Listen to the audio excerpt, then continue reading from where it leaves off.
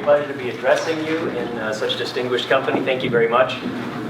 This is not my first time to do, my second time giving a presentation. I gave a presentation a couple of years ago on some similar themes. But the title of the talk tonight is, this afternoon, as Dr. Caldwell says, The End of Socialism. Now I mean that title actually is from the maligned Cambridge University Press. I had a much longer title with a colon and lots of stuff after it.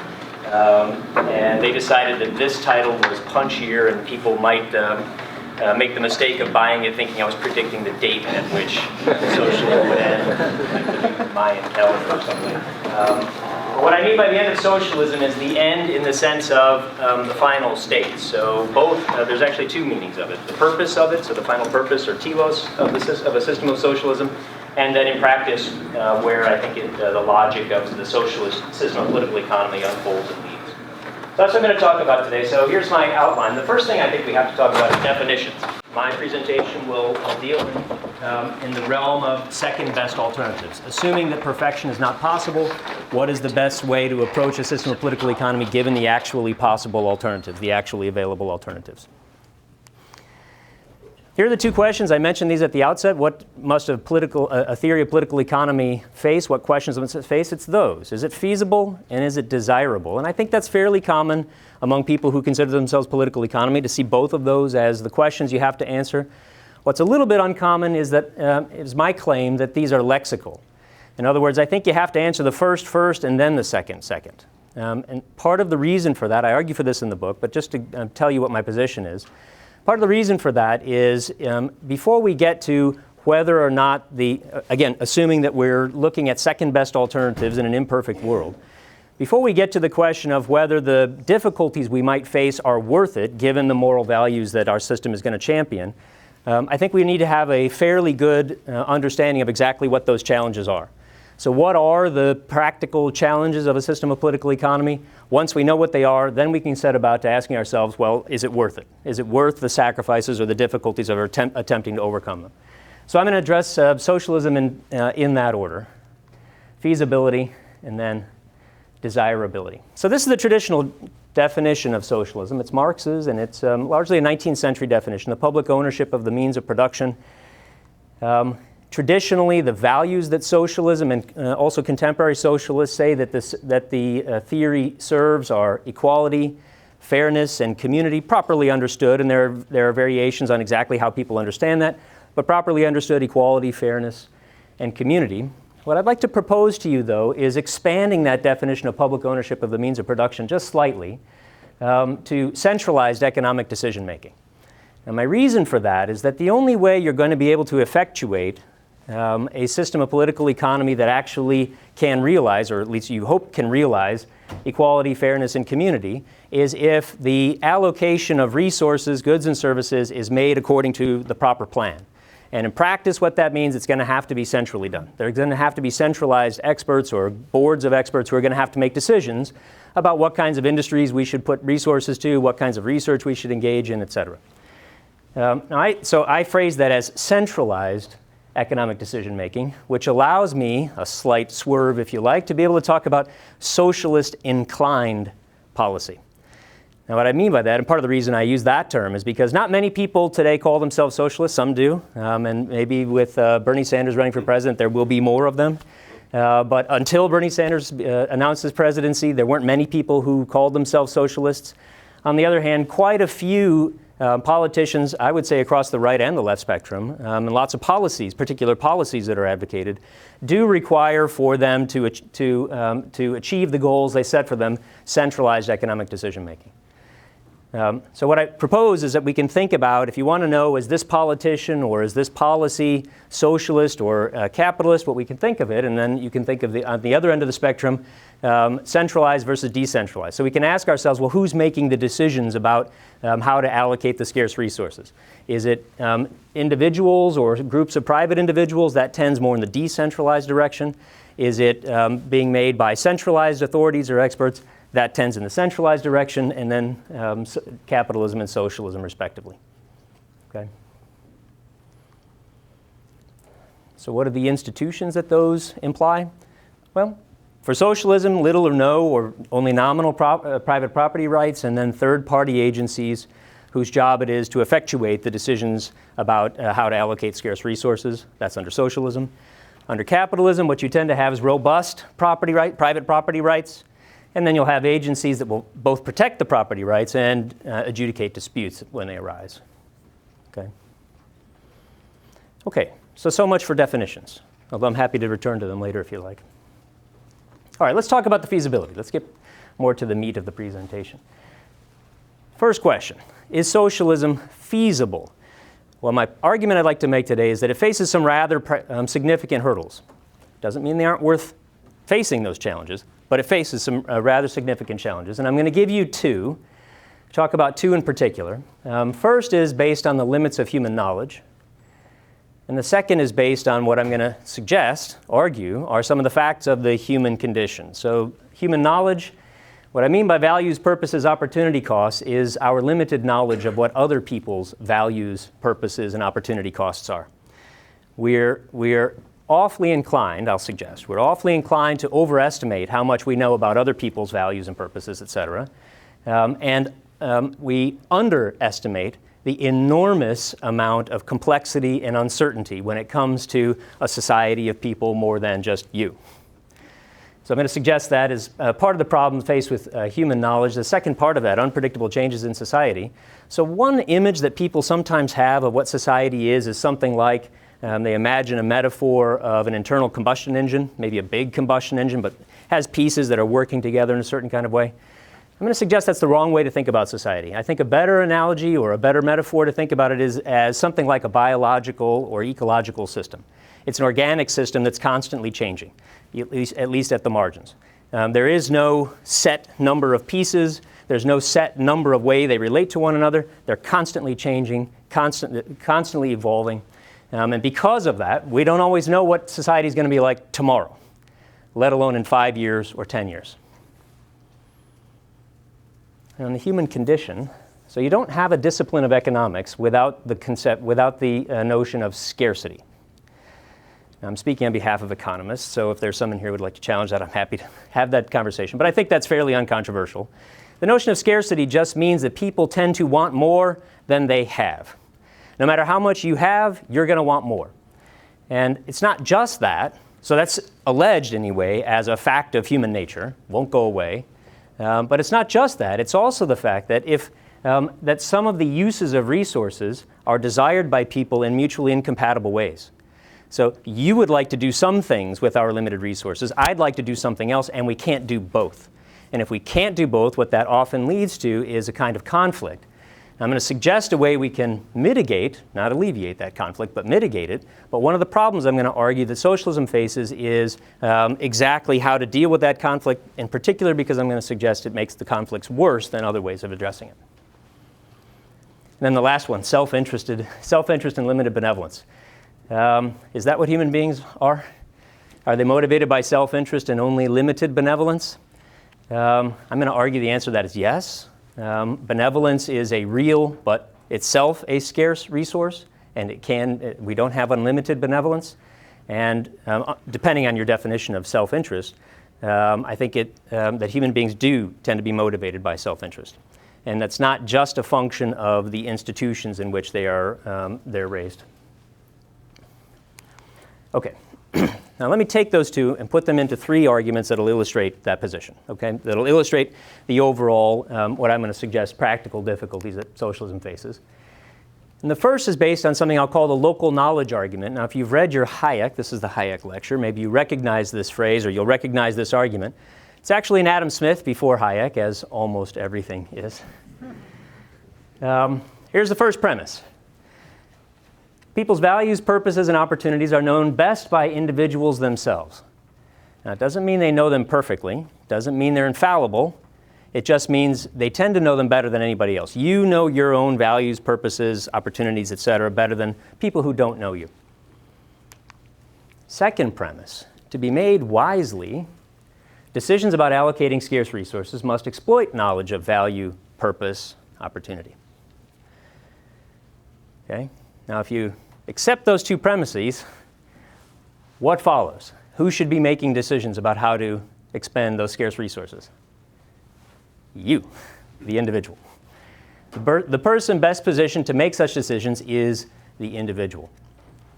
Now, that's a general argument, and it will admit of exceptions. There will be exceptions. There will be cases, in other words, in which there are people we say, well, no, and here's a special case.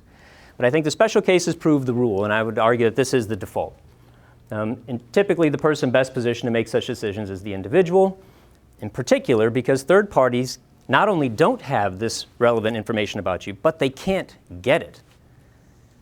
Now, that's a much bolder statement, not just that they don't have it, but that they can't get it, and I want to make that claim. They cannot get it, and largely because of this. These things are unknown antecedently. So what are you going to have for breakfast tomorrow? Suppose you think you're going to have a bagel with cream cheese for breakfast tomorrow. Suppose that's what you've had every day for the last 30 days, and we know that. Well, we might try to make a prediction that that's what you're going to do tomorrow too. But suppose a friend of yours calls you tonight and says, hey, do you want to go to the Waffle House with me tomorrow? Well, you didn't know that you were going to get that call. What's your answer going to be? No. In some cases, it will be no. In some cases, it will be definitely yes. In other cases, it will be, I don't really know. And the answer to it might depend on some other facts that I didn't give you, like who is the friend who called you? Do you want to really spend time with that person? Do you like waffles, etc.? My point is that even you might not know what your preferences tomorrow might be. And if you don't know them, then there's no chance that anybody else could gather that information about you. Your preference schedules and your values are oftentimes they only become available to be known once they're elicited by a circumstance that asks you to make a choice.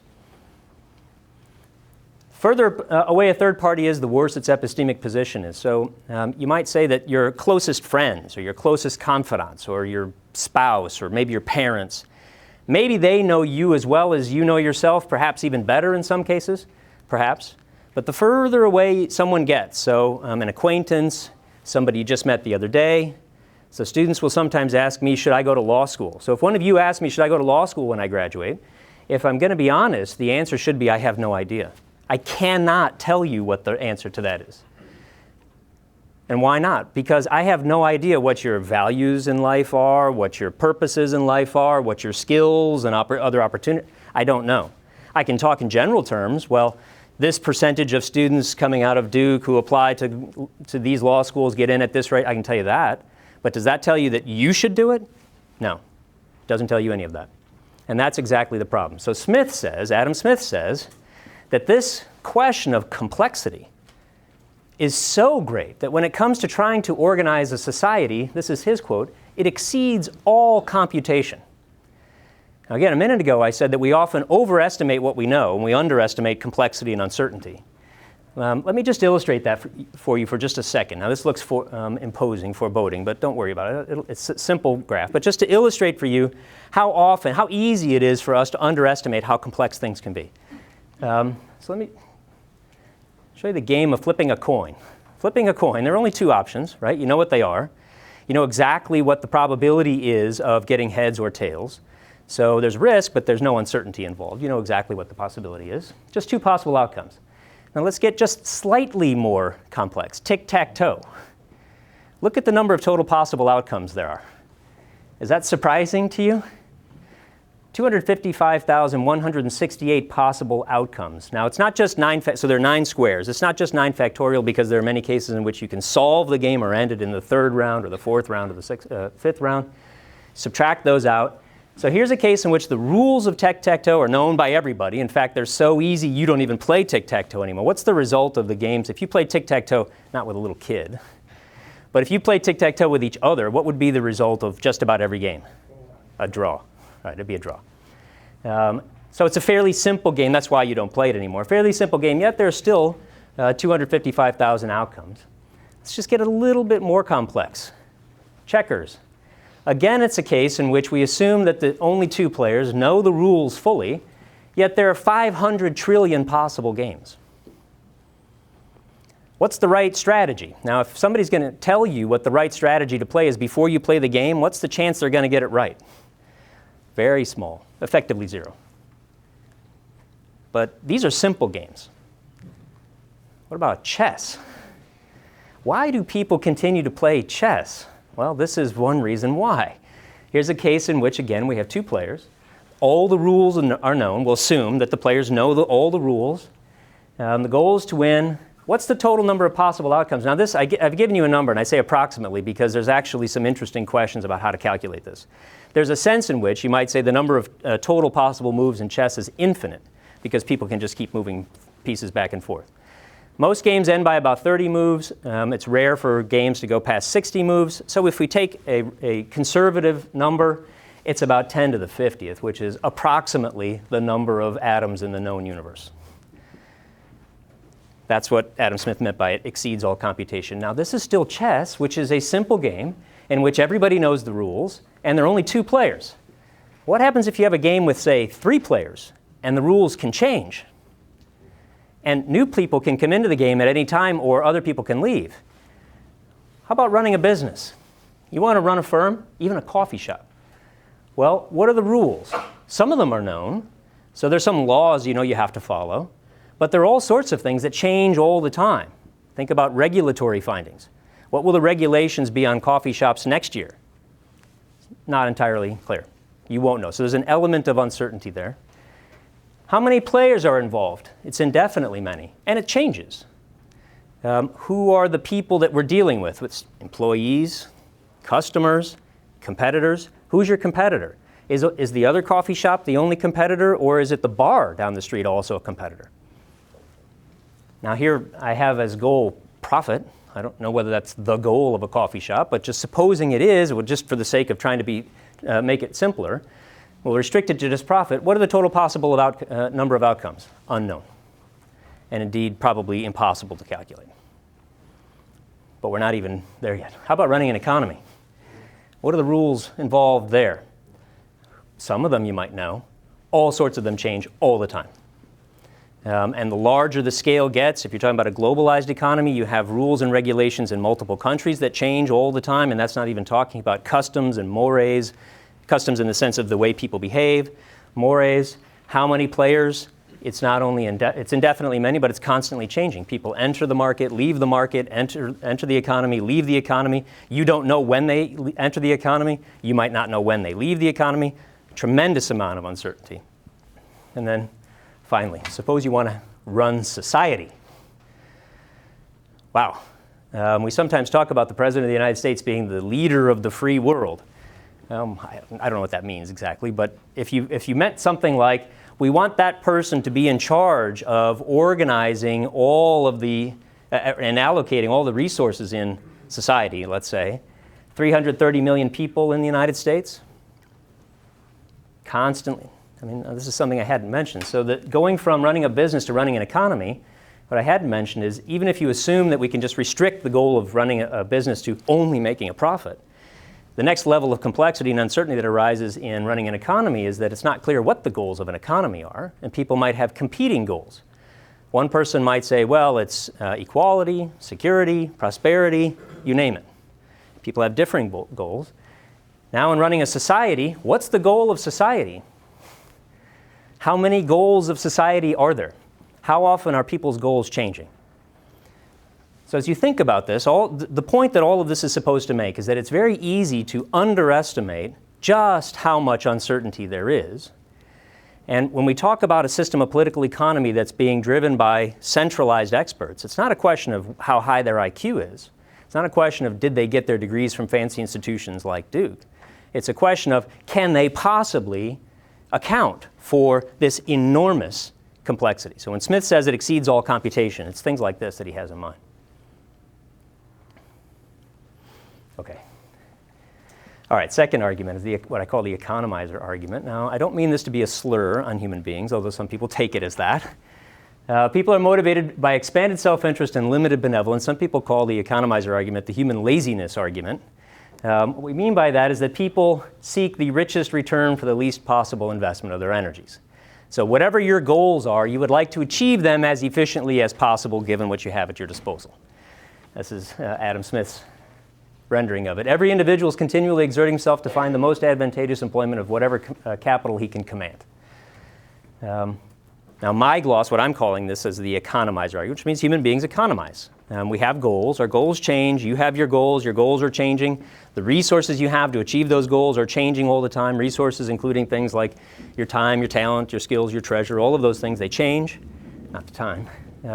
And you try to achieve the greatest accomplishment of your goals with the least amount of energy.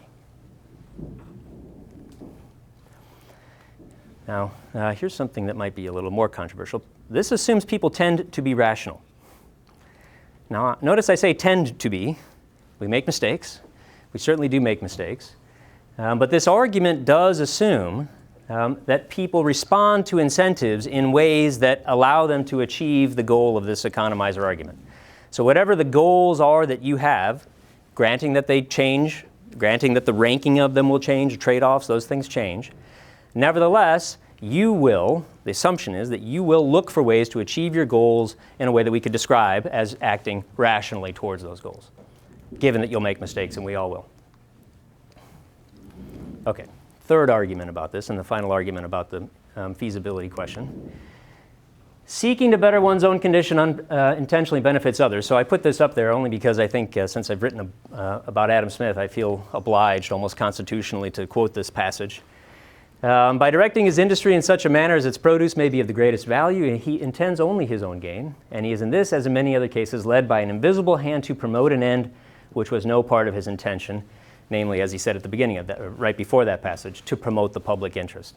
So the individual acting under certain kinds of institutions, if he's seeking to achieve, so as the economizer argument holds, seeking to get the greatest return on his goals given his investment of energies, this will unintentionally benefit other people, even though it was no part of his intention. That's the claim of the invisible hand. Here are all the assumptions that are built into that, or some of the assumptions that are built into that. We don't need to go over these, but just so that you're aware of what this argument claims or assumes. Market exchanges are positive, not zero-sum. So everybody, you all know the difference between those two, right? So when you go into Starbucks, I like to ask my students this. When you go into Starbucks and you give them your $5 for the double pumpkin spice latte or whatever, they say, they take your money, they give you the latte. Who benefits? Who benefits? You both do. And we know that, or we assume we can know that, because if you hadn't benefited, you wouldn't have done it. If they hadn't benefited, they wouldn't have done it. Since you both did it, we assume you both benefited according to your own schedules of value. Now that assumes, and this is the second point there, that's a very important point. I'll come back to extraction in just a second. But it assumes that both parties or all parties to a transaction have an opt-out option. They can all say, no thank you, and go somewhere else. If you can say no thank you and go somewhere else, I'm not the only supplier of that good that you want, I don't have a monopoly, there are choices that you can make, I'm not the only employer, there are choices, so you can say no thank you and go elsewhere. If that's the case, then if you mutually voluntarily decide to have an exchange, we can assume it's mutual benefit. Now the claim about extraction, so I'm just taking that term from Acemoglu and Robinson, if you know their book. Extraction is the other way to get things. So if you have something I would like that's a very nice Apple laptop you have there. So suppose I'd really like to have that Apple laptop. There are two ways I could get it, aren't there? What's the first way I could get it? Take it. Those are the two ways. So the first way is I could kill you and just take it, or steal it from you, or defraud you, make a false promise, I'll pay you $5,000 tomorrow or something when I don't intend to. I could do all of those things. All of that's extraction. The other way I could do it is to make you to offer you something that you would value more than that. It's very important to see that those are not the same thing. I'll come back in our discussion in a minute, but those are not the same thing. So it's assuming that what's not an option is that I just mandate that you give me whatever it is that I want. Here's the key. Doing so forces people to exploit their local knowledge when they're making decisions about what to offer or how to exchange, how to cooperate, etc. And it reduces the number of options to consider dramatically. So now you don't have to think, well, what would benefit society? Because if you ask yourself, well, what is my buying from Starbucks going to benefit society? Well, now you're back in that grid that I have all the way down at the bottom, trying to figure out how you could possibly know. On the other hand, if it's, well, just you two, that's something you can manage. That person can manage for herself, I can manage for myself. Okay, now let me take an objection that some of you might be thinking of. What about experts? So you've all read Sunstein and Thaler's book Nudge, or you've heard of Nudge. They call themselves choice architects. So the argument that Sunstein and Thaler make in their book Nudge, if you haven't had a look at it, I recommend having a look at it. What they argue is that in some cases at least, there are people who are experts about things. And these things that they're experts about are areas in which the individual is not in fact in the best position to make a good decision for him or herself. One of their big examples is obesity. So obesity is growing in incidence and various other kinds of problems in the United States in particular, also a few other places, but in the United States in particular. And so the nudge argument, the choice architect argument, is that, well, what we can do is frame the way options appear to you in such a way that you'll be more likely, sort of psychologically inclined, to make the decisions that we know are best for you. And maybe even you would know are best for you if you were perfectly rational, if you discounted the future perfectly, if you had all facts before you, you would make that and were perfectly self-disciplined. It's one of these things where if we brought in a box of Krispy Kreme donuts, or if you had them up there at the front when people came in, now how many of you actually need a Krispy Kreme donut to survive? Got to be careful with those rhetorical questions. I will presume the answer is none, but how many of you, you don't have to answer this either, how many of you would have gotten one if you saw them there? An awful lot of you. Yeah, right. That's exactly the type of problem that the nudge authors, Sunstein and Thaler, are seeking to address. How do we arrange options in such a way that you're less inclined to make those choices that in the moment seem attractive to you, but if you were calm, cool, and deliberate, you would realize you shouldn't have made? But here's my question. I draw this straight from the local knowledge argument. Thinking about obesity, and in particular, let's take sodas. How much soda is the right amount of soda for you? So the former mayor of New York City, where I lived when, at the time he was imposing this ban, put a ban on fountain drinks in New York that you couldn't get one more than 20 ounces. And the argument for that was people in New York are getting fat. In sugary sodas, note the term, sugary sodas, there's a lot of calories. So if we limit that, then, well, what? What's the result that's going to happen? Well, that's the assumption. But it's precisely that I would argue that we can't actually know. And the reason is it's possible that will be a result, but we can't know that it'll be, and we don't even know if it's probable. And part of the reason for that is that we don't have any idea how you are going to change your behavior under this new regime of that ban. What are you going to do? We don't really have any idea.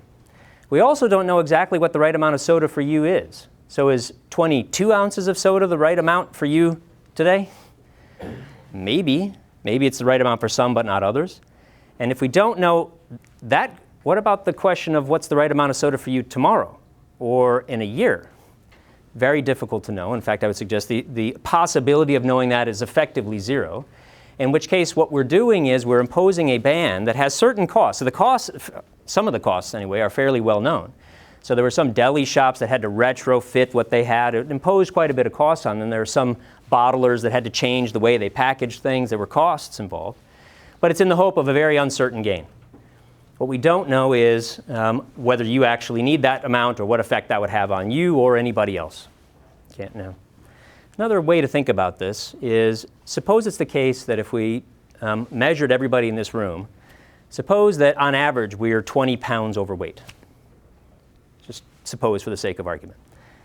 Now, does it follow from that everybody is 20 pounds overweight? No. Does it follow that any particular person is 20 pounds overweight? No.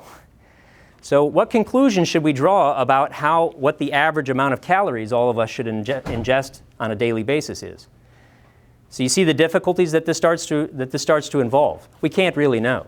So perhaps some people in this room are competitive athletes and need to ingest a huge amount of calories. So people on the football team, have you hung out? I don't know, are there any football players here? If you spend any time, I've traveled with Division I football teams on a couple of occasions to their away games. You should see the amount of food they eat. It is unbelievable.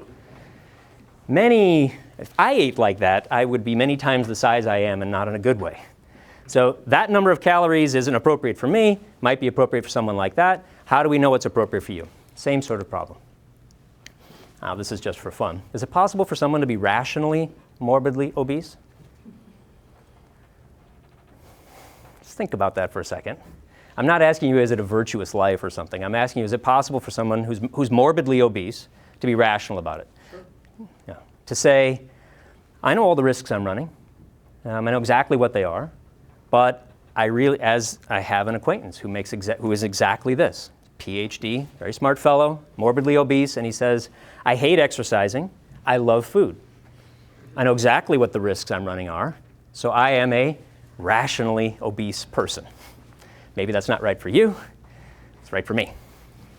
Okay. So there's the key. How do we get people to be incentivized to make the right kinds of decisions in their own cases is just to let them bear the costs and reap the benefits for the decisions they themselves make without passing them on to other people. Okay. So let me summarize what I think are socialism's practical difficulties. Centralized agencies can't exploit localized knowledge, so the prediction would be, if that's true, if I have that approximately right, the prediction would be that the more centralized an economy becomes, the less prosperity there will be because you're losing gains, you're losing the possible gains from mutually beneficial transactions. That would be the prediction. Well, is there empirical evidence about this? Yeah, there's a lot. So a friend of mine who compiles, and if you'll bear with me, just for 3 minutes, I'll give you just a couple of slides that'll show this. But I have a friend who's one of the economists who works on something called the Economic Freedom of the World Index, who says that before doing this work, he used to think that, so he used to be sort of more radicalized in his particular position on the political economic spectrum. But now looking at the data, the way he puts it is, well, there's no point in having an argument anymore because the data's it's out there. It's just done. The question is over. So there's no point in having arguments anymore. Okay, I'm not sure that's quite right, but we can at least think about this. So the Economic Freedom of the World Index is one kind of way. There are others. But I picked this one because it's very close to what I mean by a decentralized economy. So what they do is they just rank countries on the extent to which they approximate what I call a decentralized economy at the top, and then they just rank. They have data on about 140 countries. It goes up and down from year to year because some countries merge or split, and they don't always have good data. This is their definition of economic freedom. Individuals have economic freedom when property they acquire without the use of force, fraud, or theft is protected from physical invasions by others, and they're free to use, exchange, or give their property as long as their actions do not violate the identical rights of others. So what they're calling economic freedom is close to what I'm calling decentralized economic decision-making. So this gives us a way to take a look. Now, so here's the strategy. If we rank countries on the degree to which they approximate this, then let's compare it to various ways to measure human prosperity or human well-being. And there are various ways to do that, and I'll just give you a few. First, here's just some of the rankings. The top 10 countries in economic freedom, Hong Kong's number one. Hong Kong has been number one since they've been doing this. They started in 1975.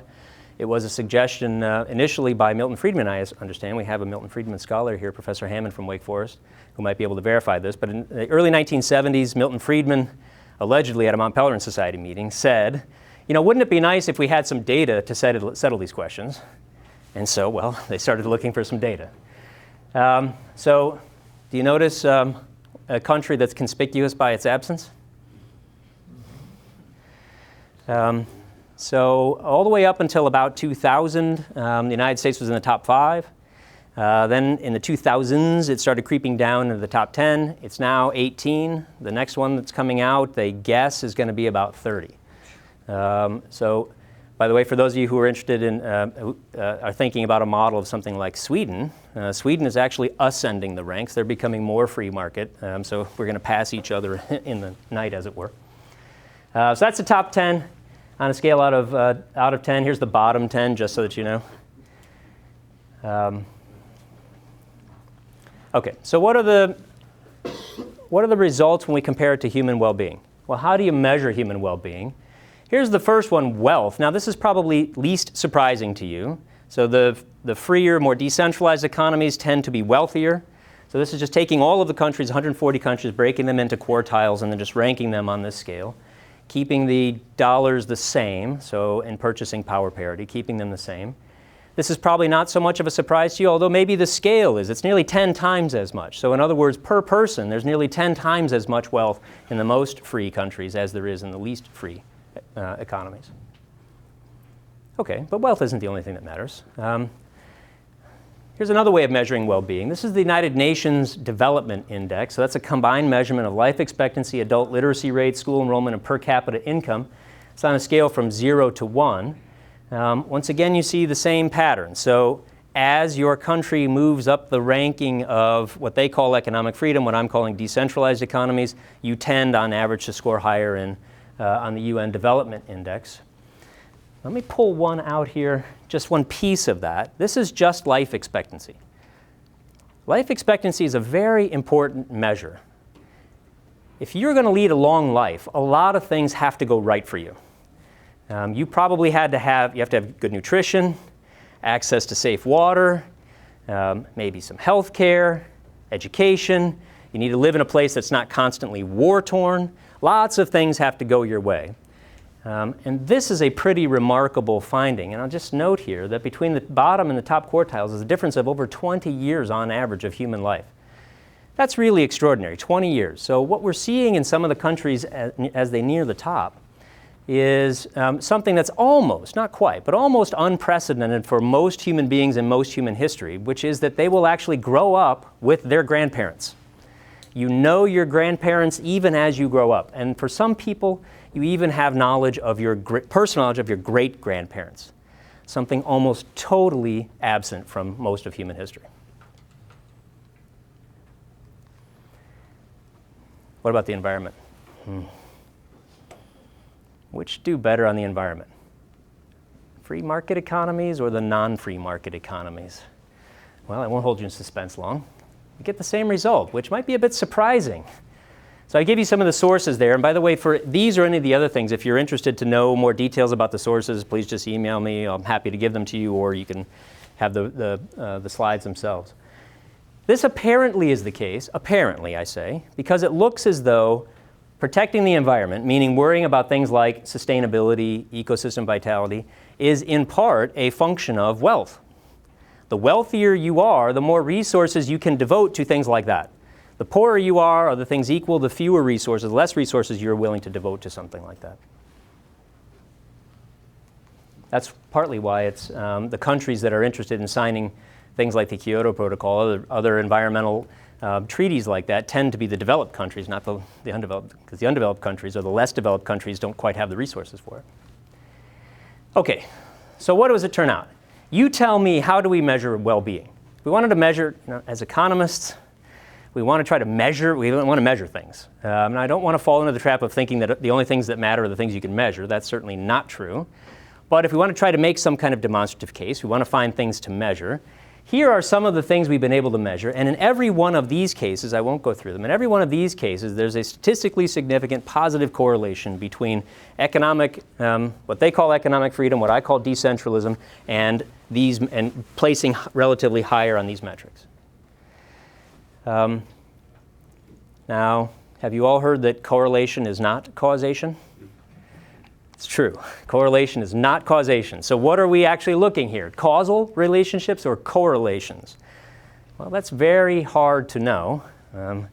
And some of you in this room could probably demonstrate several of the examples, which it's very hard to know. And when you're dealing with human beings and various kinds of human experiments where you can't run controlled experiments, it's not easy. So I don't think there's any getting around that. But when you have this many correlations and they all seem to point in the same direction, that begins to mount a pretty strong case. In fact, I would argue that it begins to shift the burden. Now the burden goes on the person who thinks these are not dispositive. These are somehow anomalous or explained by some other factor. The burden of proof now falls on you to say what that is. And I will say that people have been studying this very intensively. And I'll ask you, if you have suggestions, what else should we measure? Please tell me. So there are things like, well, we measure how many toothbrushes per household. Now, is that a measurement of human well-being? I don't know, kind of. How many magazine subscriptions per household? Sort of. You see, we're trying to get at various things, not quite maybe the thing itself, but trying to get at it. But even in those cases, if we're able to find correlations, they tend to point in the same direction. Okay. All right, so let me just conclude that. So here's my concluding argument about that, about feasibility. Political economic institutions consistent with decentralized markets correlate with high and increasing human prosperity. Centralized economic control correlates with low and then even decreasing all the way down the scales. What that means is that socialist-inclined policies correlate with underperformance on standard measures, although again, I'm happy to hear if there are other things we should be measuring, but on standardly accepted measures, it correlates with declining performance. All right, well, is that the end? Should we not talk about socialism anymore? Now, there are people who make exactly like that argument, like my friend Robert Lawson, who works on the Economic Freedom of the World Index. He thinks that's it. There's nothing else to talk about. Why keep talking about it? I'd like to suggest that maybe there's a little more to talk about. And the reason for that is that although this argument has to be faced, not ignored, and I think some people want to just ignore the feasibility, the difficulties. That's the wrong strategy. No, we need to face them. But that doesn't end the discussion, and the reason is because many moral codes are impossible to realize in real life. Isn't that the case? In fact, maybe all of the ones that actually count or matter, you can't perfectly realize them in humanity. So the fact that if someone says, I mean, take your pick, I just give you some examples here, but if somebody says, well, it's not the case that absolutely everyone can follow Kant's categorical imperative perfectly, true, it doesn't mean it's not the proper moral standard. It doesn't mean that we shouldn't strive to ever more closely approximate it to the extent that we can, while knowing that we won't fully realize it. Does everybody know what WWJD is? Okay. I don't think anybody, when I lived in the state of Alabama for a while, and when I went there, the very nice family next to us had a nice little child that had a band on his wrist that said WWJD on it, which I thought was a radio station, and I thought that was rather crass for radio stations to be advertising on the wrists of little kids. I was quickly disabused of that. What would Jesus do? But you see, these are various ways of approximating something. Like, here's an ideal.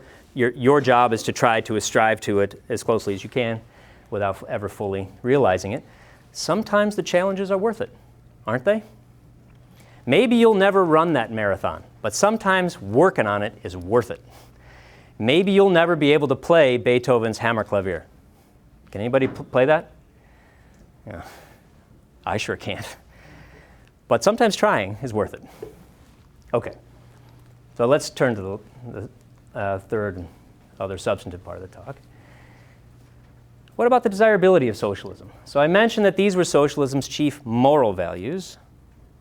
So let's just look at the first two in the interest of time. If we had my, is Bruce still here? If we had my book, oh, there you are. I talk about all of these at some length in the book, so you're welcome to take a look at it. But here, let's just talk about fairness and equality. Do the demands of fairness and equality require us to be willing to put up with the material sacrifices that we were talking about before? So what about fairness? You've heard of luck egalitarianism. It's the view that at least some proportion of the good luck, of the success or failure that we've had in life is owing to factors outside of our control, including in particular sheer luck. Some people have good luck, some people have bad luck.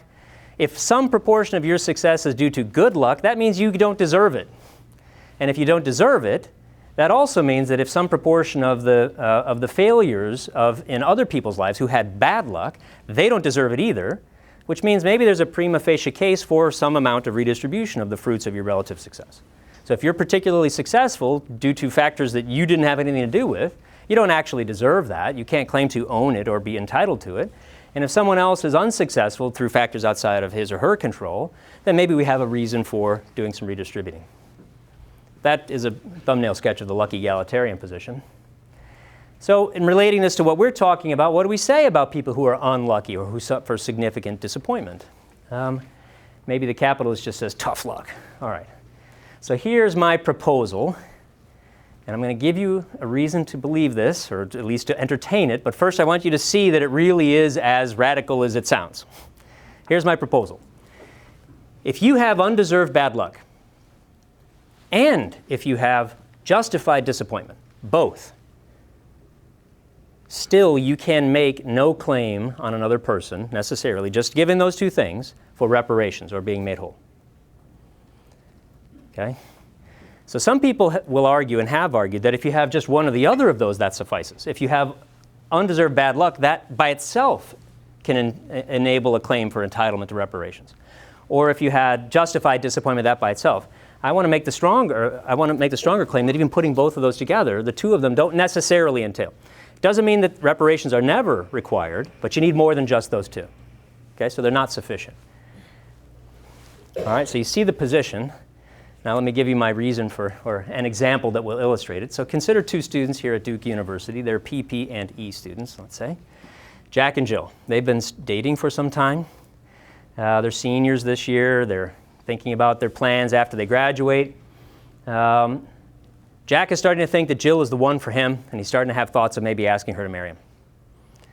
Jill, on her part, is also starting to think that maybe Jack's the one. And she's starting to think, I wonder if Jack's going to ask me to marry him. If he does, she thinks she might say yes. So Sunday afternoon comes, let's say last Sunday. Jack makes a call to Jill on the phone and says, hey, Jill, let's go out to dinner next Saturday night. And she says, great. And he says, it's going to be special. And she says, oh, okay. And he says, so wear something nice. It's going to be special. She says, okay. So she hangs up the phone. And she tells her friends, Jack invited me to dinner next Saturday night. He said it's going to be special. You don't think he's going to ask me to marry him, do you? And they say, he is totally going to ask you to marry him. And she says, yeah, I think so too. So she starts thinking about what she's going to say, what she's going to do if that happens, and she comes to the conclusion that if he asks, she's going to say yes. And she's beginning to actually envision her life in the future with him. Okay? Jack, on his part, what he does is after hanging up the phone with Jill, he calls up a nice restaurant and he says, I'm going to ask my girlfriend to marry me. So I want to have a violin player, and we're going to surprise her with roses. And they say, great, we'll set it up. It'll be perfect. He says, great. He hangs up the phone. On Monday, he goes to the jewelry store, and he goes in and he looks for a ring. He finds a ring, and he buys it with his student loan money. Gets a ring. He's all set. On Tuesday, so it's coming up on Sunday, on Tuesday, turns out that Jill is in a class with Professor Rosenberg, let's say. What are you teaching this semester? Philosophy of economics. Teaching philosophy of economics. At the end of the class, so she's in class, and it's a fairly large class. How many students? 30. 30. Okay, fairly large class. At the end of the class, another student in the class comes up to Jill and says, excuse me, Jill, I didn't catch what Professor Rosenberg said at the end of class. Do you have that in your notes? And she says, sure. So she opens up her notes and she says, what he said was, and they look each other in the eye, and there's a spark. And so they chat for a few minutes. This is Joe. Now, she hadn't really noticed Joe before. They'd never really spoken before. They start chatting. Pretty soon, an hour has gone by. They've been chatting. Oh my gosh, we missed our next class. Might as well get a cup of coffee together. They go get a cup of coffee. They keep chatting. They chat all afternoon. We might as well get some dinner. Day's all gone, so they go get some dinner. They continue chatting into the evening, into the night, all night long.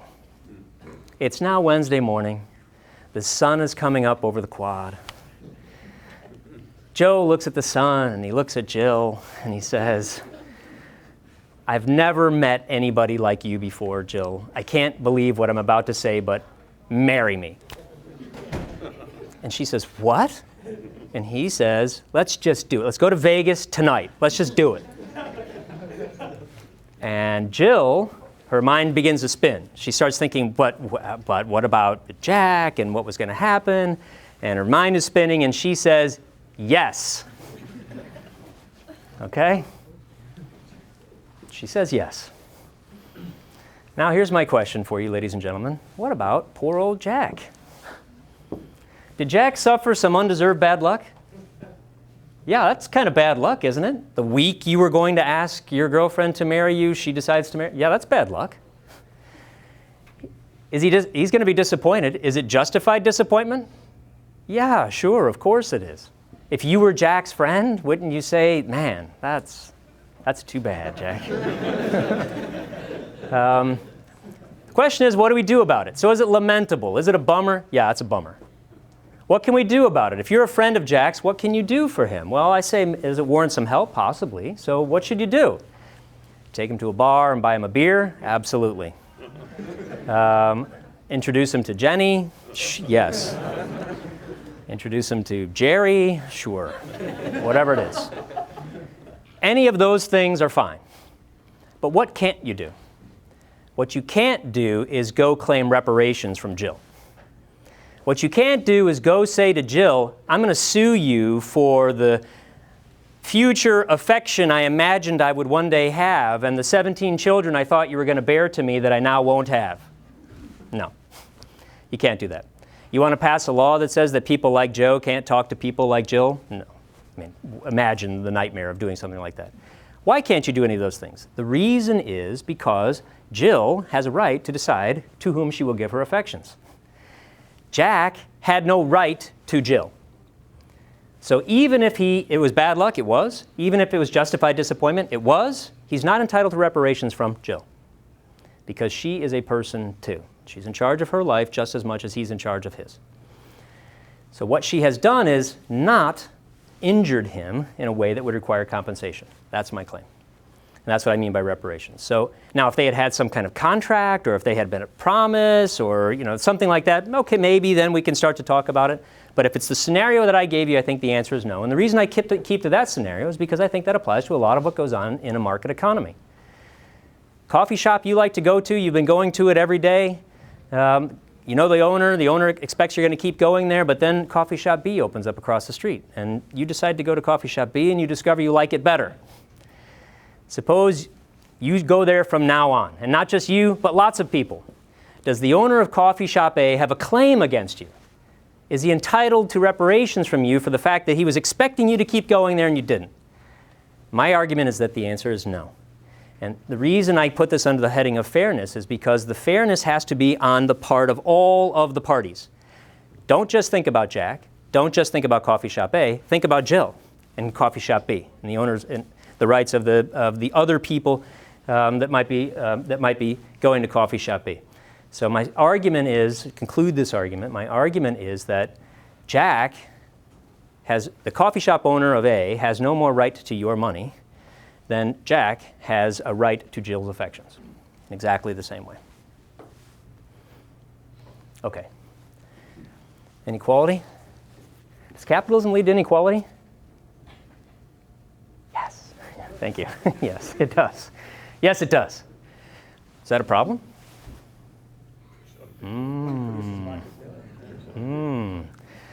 All right. So now if you're savvy, as I know you all are, what you're thinking is, well, it depends on what you mean by equality. Okay, fair enough. Suppose I say equality of income, or equality of wealth, if you like. Should we seek to equalize wealth? So under capitalism, will you have inequalities in wealth? Yes. Under socialism, will you have inequalities in wealth? In theory, no. In practice, yes, you do have those, but we'll put that to one side. In theory, no. But let me give you a thought experiment to push your intuitions about this. Consider two people, A and B. Not going to tell you very much about these people, but A is wealthier than B. Okay? But let's raise the stakes. Not just wealthier. Let's say A is 10 times wealthier than B. Has 10 times as much wealth as B. Should we raise the stakes even more? A has 100 times as much wealth as B. So these are two people in the same society. One of them has 100 times as much real wealth as the other person. Now, without telling you anything else about them, are you inclined to say that that mere fact, just this disparity, is a failure of justice? Or maybe a failure of social justice, if you prefer that term. Is that enough to claim that there's some kind of failure in justice? Well, there are some people who will argue yes, and maybe some of you are thinking yes. Let me give you who my A and B are. Here's my A. You recognize him? Who's that? That's Bill Gates, contemplating his billions. He's worth approximately $80 billion. Give or take a billion. What's a billion among friends? About 80 billion. Who is my B? Who is the poor, downtrodden soul who has to make do with only $800 million of net worth? Actually, it's not quite accurate. So he's sold some of his assets recently, and so Forbes estimates him to be about $1 billion. But close enough for government work, I suppose. So now here's my question. And picking these extreme examples is meant to make the following suggestion to you, the following proposal to you, that it would be absurd, I think, to say, well, his life is somehow bad in any objective sense because there's a Bill Gates in the world. And the existence of Bill Gates means that we should take some of Bill Gates' wealth and give it to Michael Jordan. That seems not exactly what is in the intuition of the socialist-inclined policy. And why is that? And here's why, I think. This is my argument. What matters is the absolute quality of a person's life, not the relative quality.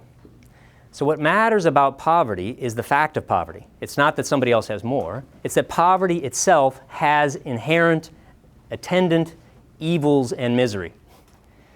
That's the problem. So if Bill Gates walked into this room right now, the average level of wealth in this room would skyrocket, I assume. I guess I shouldn't make assumptions. The average level of, the statistical average would go up. The disparity in wealth would go up quite significantly. On the other hand, it would make absolutely no material difference in the lives of anybody in here. It wouldn't affect you in any way. His mere presence wouldn't affect you in any way.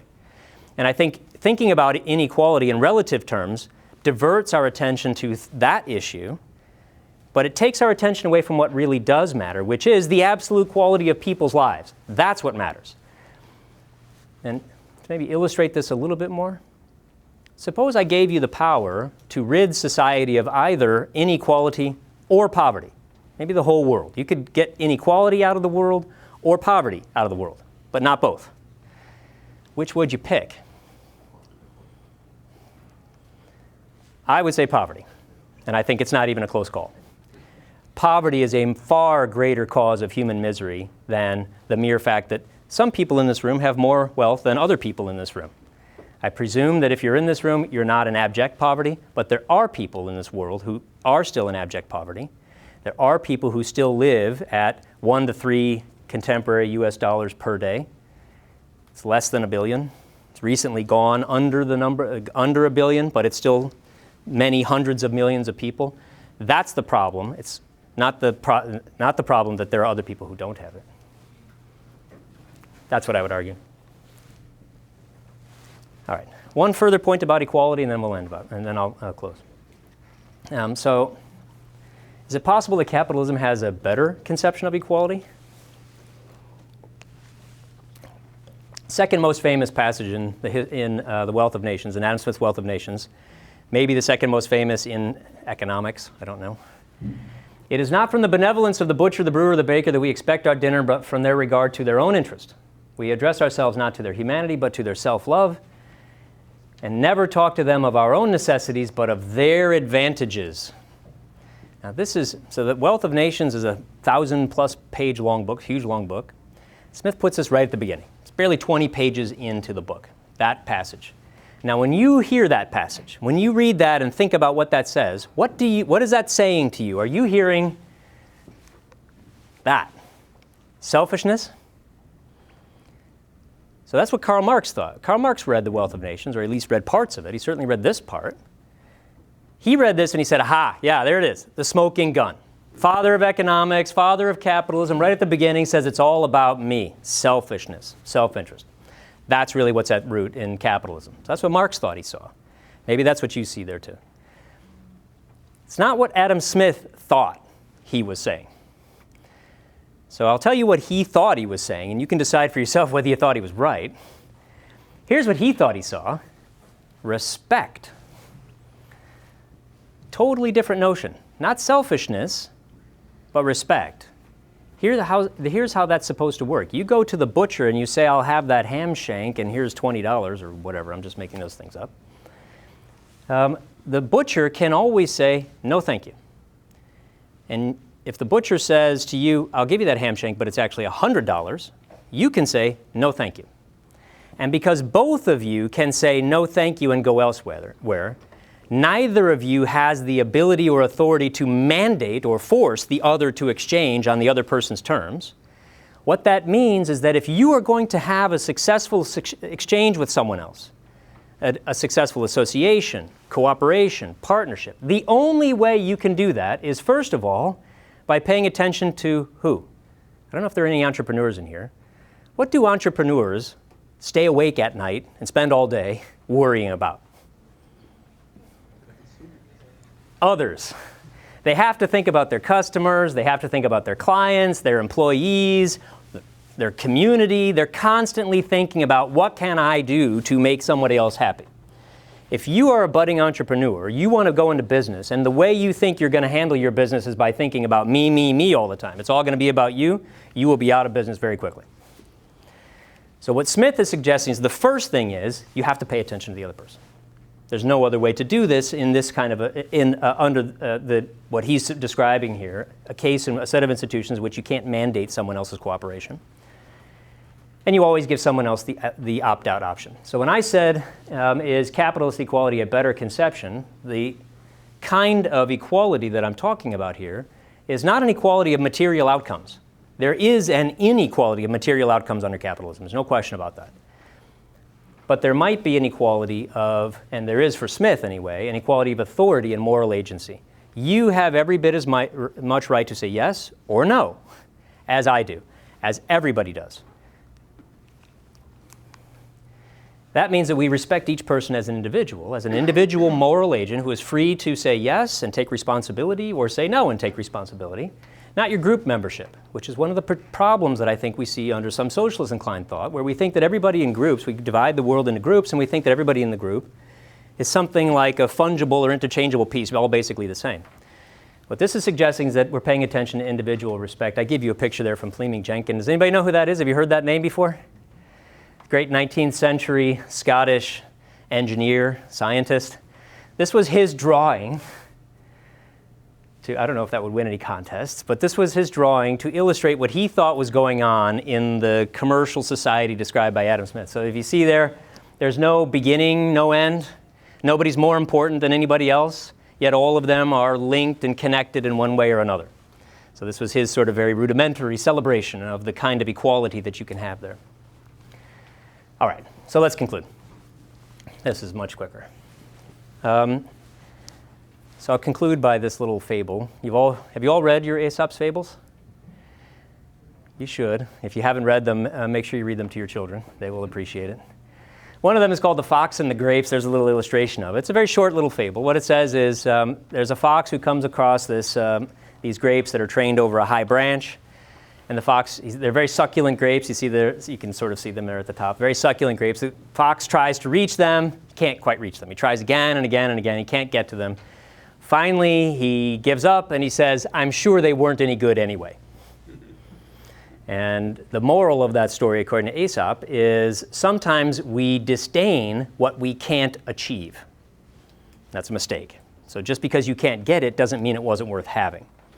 So I raise this as the conclusion of my talk to say, is that really what's going on with the criticism of socialism? Is it really just us saying, well, we can't quite achieve it, so I'm sure it wasn't worth having anyway?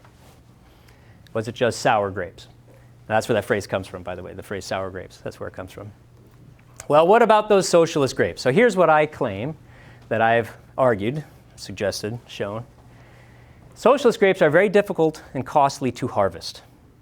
They're extremely costly to harvest, both directly and indirectly. So directly in all of the monies that have to be allocated in certain directions, and indirectly in the foregone prosperity you will have from all of the ways that people could combine and associate and partner that they can't.